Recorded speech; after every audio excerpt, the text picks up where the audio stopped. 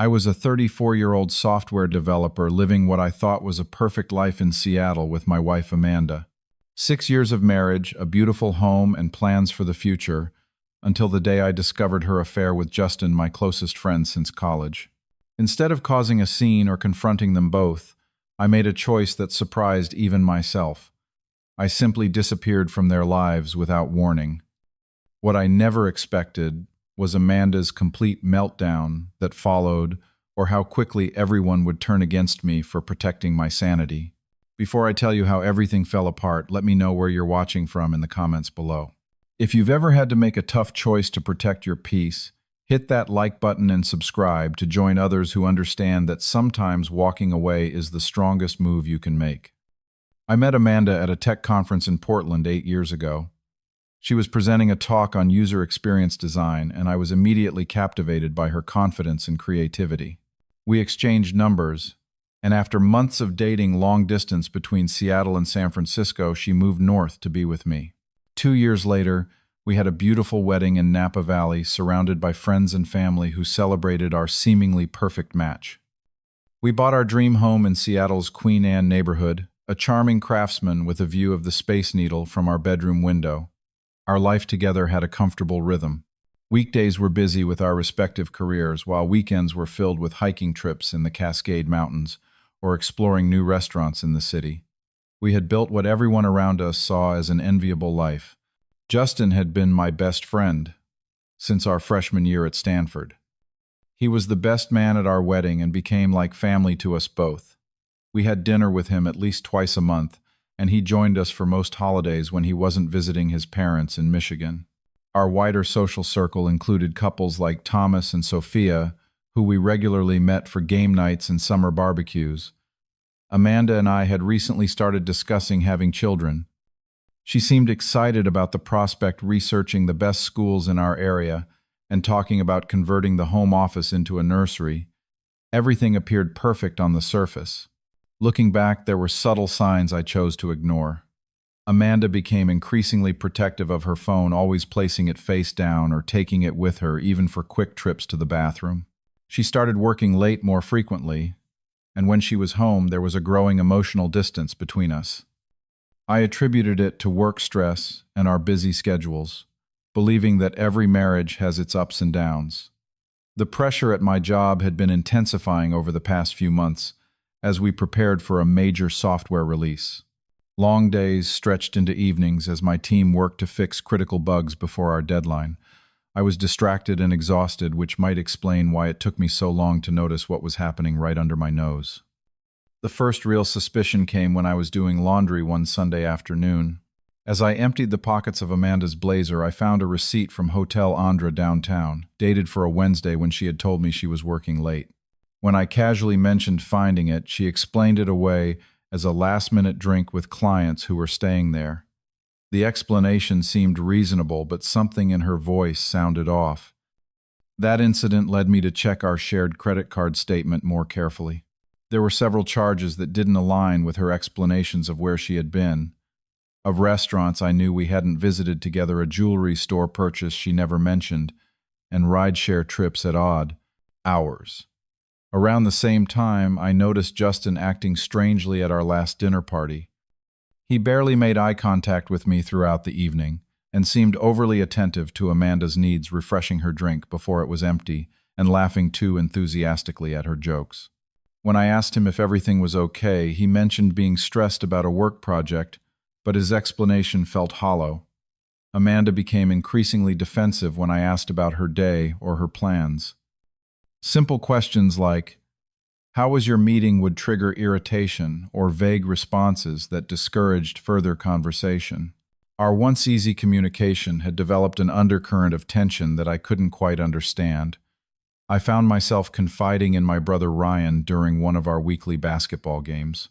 He suggested I might be overthinking things due to my own work stress and reminded me how much Amanda had always loved me. I wanted to believe him, to dismiss the growing unease as my own insecurity. But the doubt had taken root, and I couldn't shake the feeling that something fundamental had shifted in my marriage. On a Thursday in April, I left work early with a migraine that had been building all day.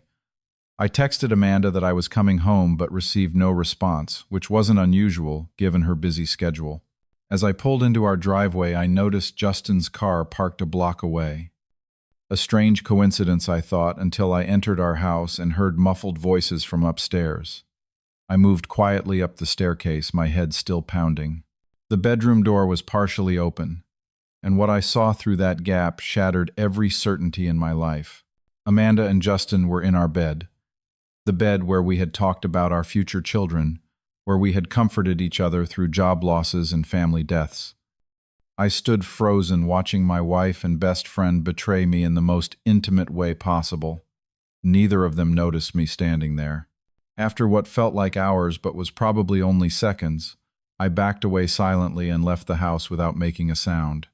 I drove aimlessly through the city streets, eventually finding myself at Cary Park Viewpoint overlooking the Seattle skyline. I sat there as afternoon turned to evening, my phone periodically buzzing with texts from Amanda, asking when I would be home, acting as if it were any normal day. Each message was like a fresh cut, the casualness of her deception perhaps more painful than the act itself. That night, I checked into a hotel downtown, unable to face returning home or confronting what I had seen. I told Amanda I was working late and would crash at the office, a lie that felt insignificant compared to what she had been hiding from me. As I stared at the ceiling of that anonymous hotel room, I knew nothing would ever be the same. I spent that first night in the hotel cycling through every emotion imaginable: rage, heartbreak, humiliation, and finally a strange sense of clarity. By morning, I had rejected all the conventional approaches to handling infidelity. I had no interest in a dramatic confrontation that would devolve into tears and hollow apologies. Couples counseling seemed pointless when trust had been so completely shattered. And a messy public divorce filled with accusations and counter-accusations held no appeal. Instead, I decided to simply remove myself from the equation. A clean break, a complete disappearance from the life I had built with Amanda and the friend who had betrayed me. The plan formed with surprising precision in my exhausted mind. I would use the time while Amanda was away at her sister Taylor's bachelorette weekend to completely vanish from our shared life. My first call was to Catherine, a lawyer friend who had helped us with the purchase of our house. I met her for coffee that morning, explaining the situation without emotional embellishment. She was shocked but professional, outlining my options and warning me about potential complications. While she advised against my approach, she respected my decision and helped me understand the legal steps I needed to take.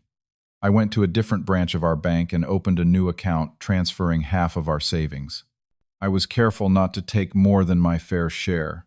This wasn't about financial revenge, but about establishing independence.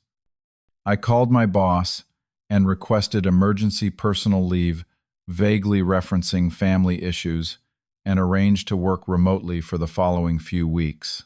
Finding a temporary apartment was surprisingly easy, a furnished month-to-month rental in Ballard, a neighborhood far enough from Queen Anne to minimize accidental encounters.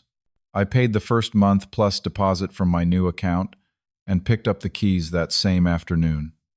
There was a calculated nature to my actions that contrasted with the emotional hurricane inside me. Each step was purposeful, designed to create a clean separation rather than a messy explosion. I felt oddly calm as I put my plan into motion, as if operating on autopilot while the deeper processing of my emotions remained on hold. Amanda left Friday afternoon for her sister's bachelorette weekend in Portland. I kissed her goodbye at the door, maintaining the facade, while my mind cataloged every item I would need to take with me. The moment her car turned the corner, I began methodically packing essentials: clothes, important documents, irreplaceable family photos, and my personal electronics. I was selective about what I took, careful not to empty the house in a way that would immediately signal my intentions. I left behind furniture, most books, kitchen items, and anything we had purchased together. Each trip to the new apartment felt like stepping further into a strange new reality. On my final visit to our home, I left my wedding ring on the dresser alongside a note that read simply, "I know about you and Justin. Do not contact me. Lawyer will be in touch." No accusations, no explanations, no opportunity for debate or denial, just the plain truth and a clear boundary. I changed my phone number that same day and set up new email addresses, effectively cutting off the most immediate ways Amanda could reach me. I informed my office about my new contact information, citing a lost phone and security concerns as the reason for the sudden change. The only person I told the complete truth was my brother Ryan. I swore him to secrecy, explaining that I needed space to process everything before dealing with the inevitable questions and opinions. He disagreed with my approach, but promised to respect my wishes and be there whenever I needed him. I set up automatic payments for my half of the mortgage and utilities for the next 3 months, ensuring I was meeting my financial responsibilities while I figured out next steps. This wasn't about punishment or leaving Amanda in a difficult position. It was about creating the space I needed to heal. As I locked the door to our house for the final time, I experienced a strange mixture of crushing pain and unexpected peace. The life I had built was over, but there was relief in no longer living a lie. As I walked to my car, my neighbor Frank stepped out to collect his mail. He waved casually, asking about weekend plans, completely unaware that he was witnessing the end of my marriage. I mumbled something about a work project and drove away, the final thread, connecting me to my old life temporarily preserved by that small deception. My first week in the sparse apartment was a study in contrasts. The pain of betrayal and loss remained acute, but there was also an undeniable sense of liberation. No more pretending, no more ignoring my instincts, no more sharing space with someone who had fundamentally broken my trust. The silence of the apartment was both deafening and comforting. I established new routines in my unfamiliar neighborhood, finding a local coffee shop where I could work remotely, discovering the quietest times at the nearby grocery store, mapping out running routes that helped clear my mind. These small acts of building a new normal gave me purpose when the weight of what had happened threatened to overwhelm me.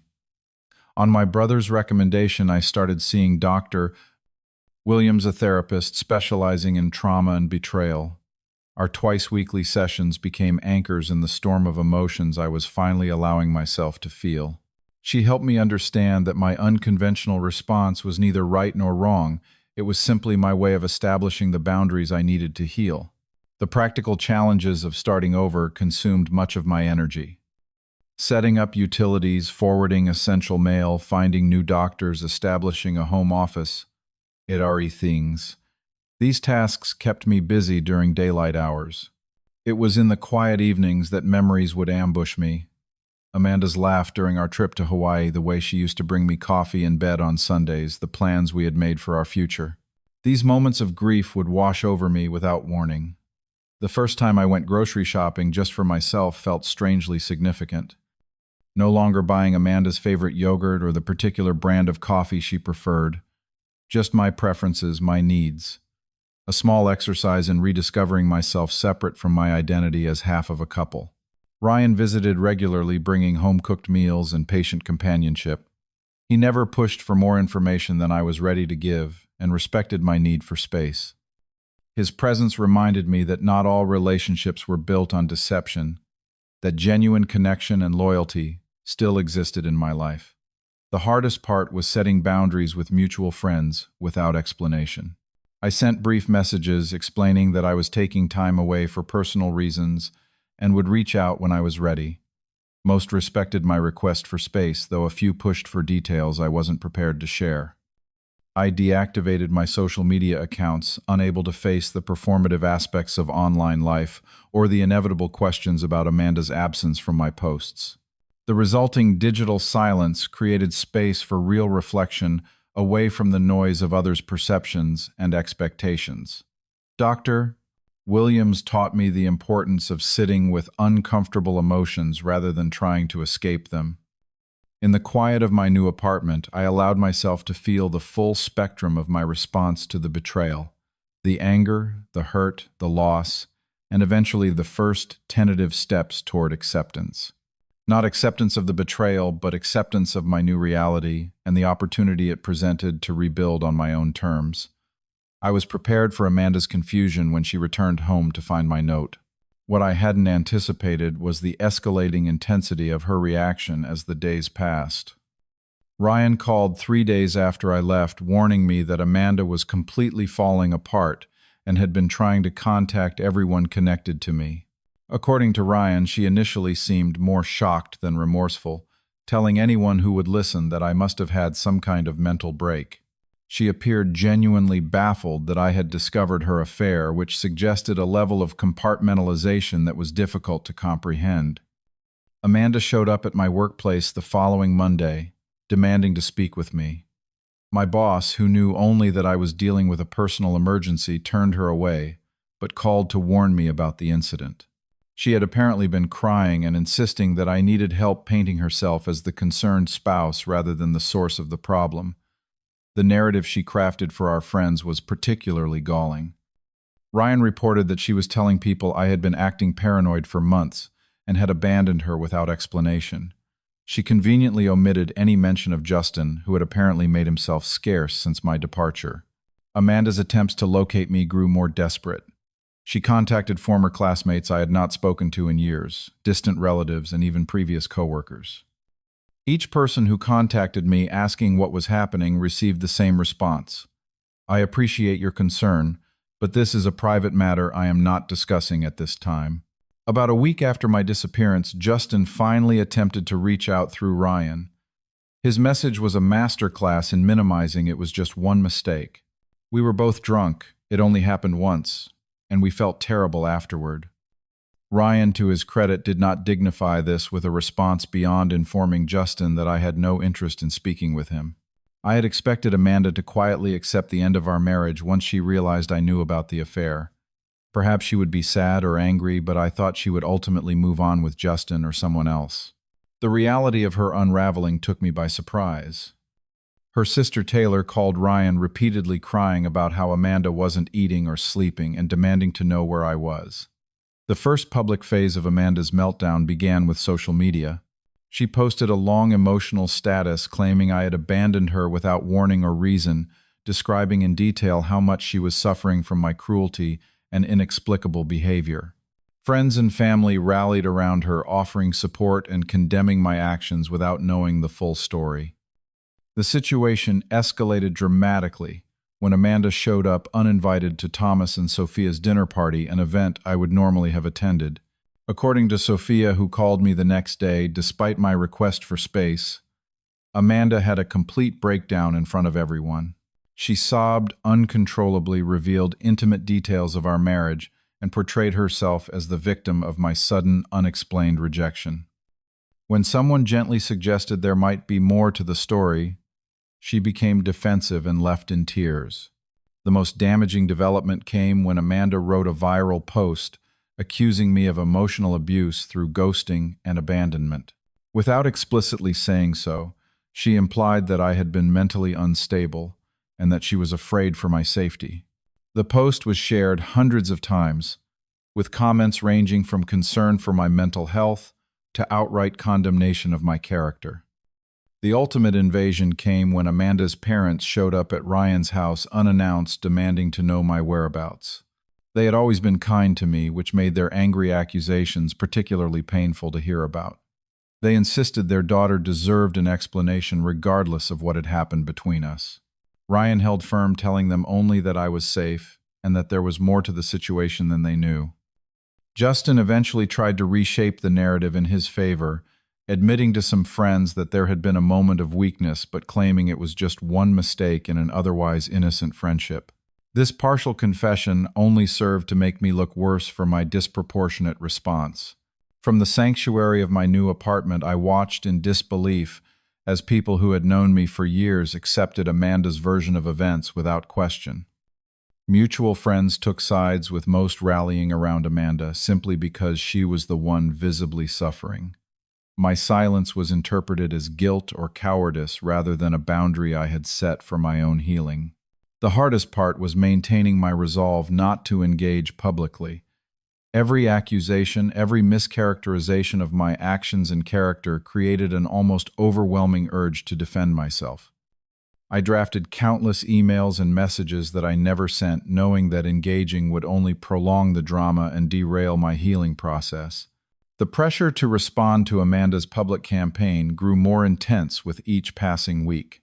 My parents, who had initially supported my need for space, began gently suggesting that I should be the bigger person and at least give Amanda the closure of a conversation.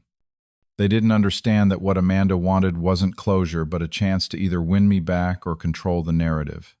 A formal email from Amanda's lawyer arrived 3 weeks after I left, using threatening language about abandonment and marital assets, despite the fact that I had continued paying my share of our expenses.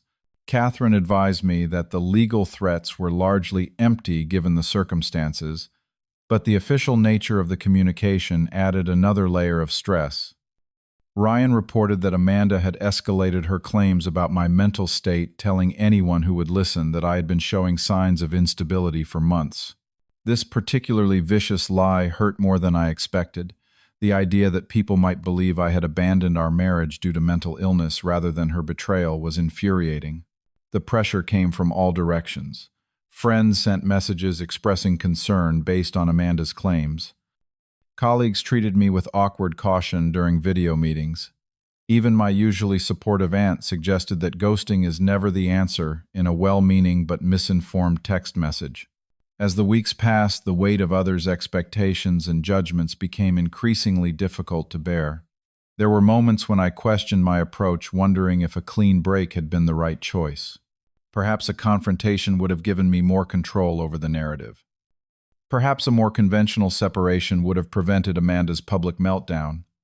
During a particularly difficult therapy session, I expressed these doubts to Dr. Williams. Her response has stayed with me. You chose the path that protected your dignity and your peace. That others are uncomfortable with your boundaries says more about them than about you. Those words became a mantra during the most difficult moments of external pressure. After 6 weeks of maintaining my silence while Amanda's narrative dominated our social circle, I made a calculated decision. I would not engage directly with the drama, but I would authorize my lawyer to communicate a brief, factual statement to anyone directly involved in our lives. The statement was simple. Braden discovered Amanda's ongoing affair with Justin and chose to end the marriage. He requests privacy during this difficult time. No emotional language, no accusations beyond the central fact, no details that would fuel gossip. Just the truth that explained my actions without exposing every painful aspect of the betrayal. Catherine sent this statement to our immediate family members and closest friends with instructions not to share it publicly out of respect for everyone involved. The effect was not immediate but gradually became evident. Some mutual friends reached out with apologies for assuming the worst. Others maintained a respectful distance, now understanding that there were complexities they hadn't considered. Amanda's parents stopped harassing Ryan, though they never contacted me directly. I also arranged a private meeting with my boss, explaining the bare minimum necessary for him to understand my situation. His support was immediate and genuine, assuring me that my job was secure and offering flexibility as I navigated the legal aspects of ending my marriage. This professional stability became an important anchor during the continuing personal turbulence. As the truth began to circulate through quiet conversations, I found unexpected allies. Several friends admitted they had suspected Amanda's infidelity but had not known how to approach me. Sophia revealed that Amanda had flirted inappropriately with Justin at several gatherings, something she had noticed but dismissed until now. These validations did not erase the pain of betrayal but confirmed that my instincts had been correct. The most significant shift came when Justin, facing increasing social pressure as the truth emerged, finally made a full confession to several mutual friends. According to Thomas, who reluctantly shared the information, the affair had been going on for nearly 7 months, far longer than the one mistake Justin had initially claimed. This revelation caused many who had sympathized with Amanda to reassess their judgment of my response. Amanda's carefully constructed narrative began to unravel as inconsistencies emerged. Friends noticed that she changed key details of her story depending on who she was talking to. Her dramatic social media posts became less frequent as fewer people engaged with them.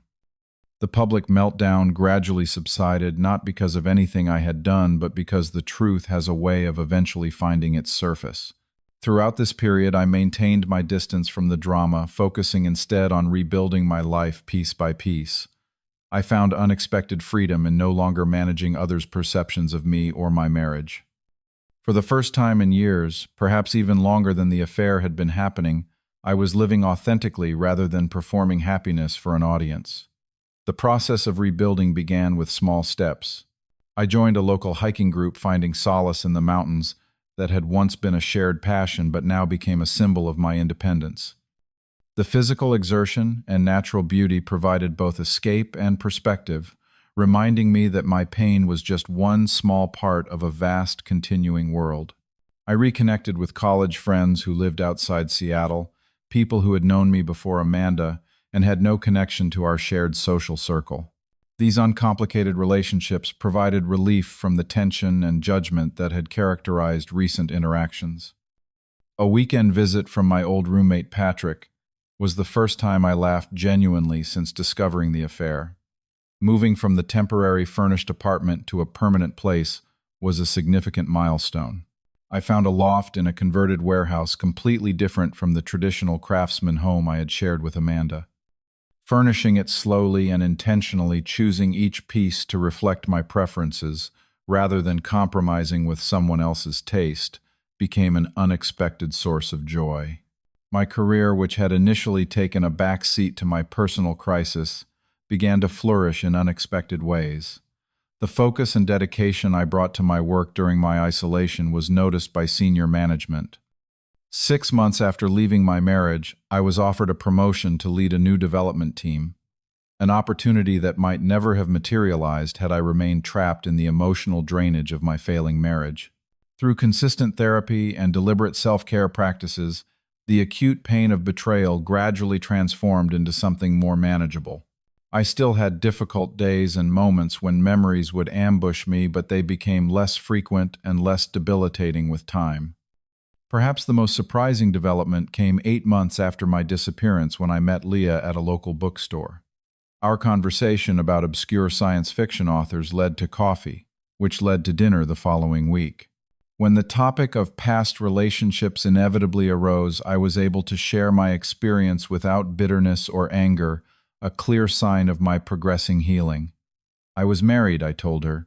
It ended badly, but I learned a lot about myself in the process. This simple truth, offered without dramatic details or blame, felt like evidence of how far I had come. I could acknowledge my past without being defined by it.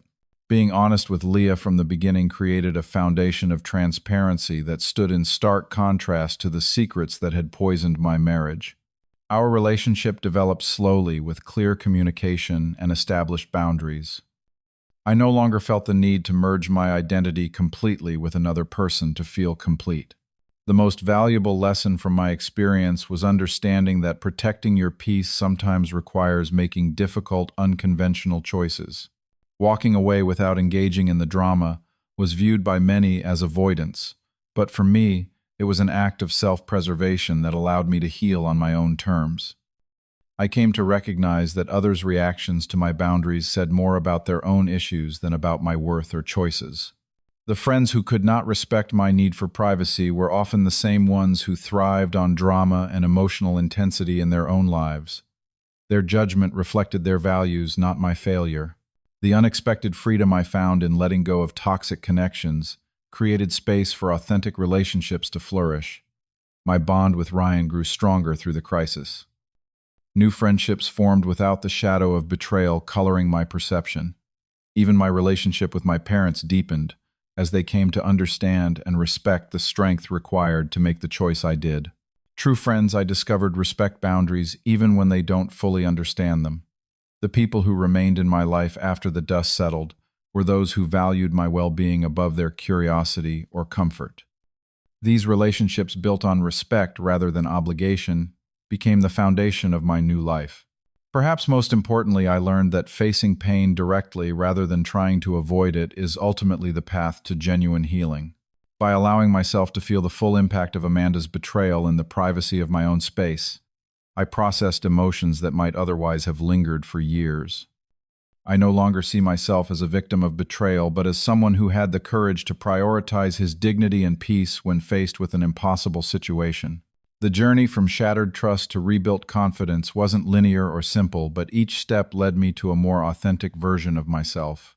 Forgiveness, I learned, is not a gift you give to those who hurt you, but a release you grant yourself. I no longer carry anger toward Amanda or Justin, not because they deserved forgiveness, but because holding on to that anger only prolonged my suffering. Letting go was the final step in reclaiming my life. As I look toward the future, I approach relationships with both openness and healthy caution. Trust is given carefully with awareness that it can be broken, but without the paralyzing fear that prevents genuine connection. This balance between vulnerability and self-protection feels like the most valuable outcome of an otherwise painful experience. The most powerful response to betrayal, I ultimately realized, is not revenge or public vindication, but the creation of a life so fulfilling that the betrayal becomes just one chapter in a much longer, richer story. That is the path I continue to walk each day. I want to thank you for listening to my story. If you have ever had to make a difficult choice to protect your peace, let me know in the comments below. Was there a time when walking away silently was better than engaging in drama? Hit the like button if you believe in setting boundaries without explanation sometimes, and subscribe if you want to hear more stories about finding strength in unexpected ways. Remember that your healing journey belongs to you alone, and no one else gets to dictate the path you take. Until next time, take care of yourselves and each other.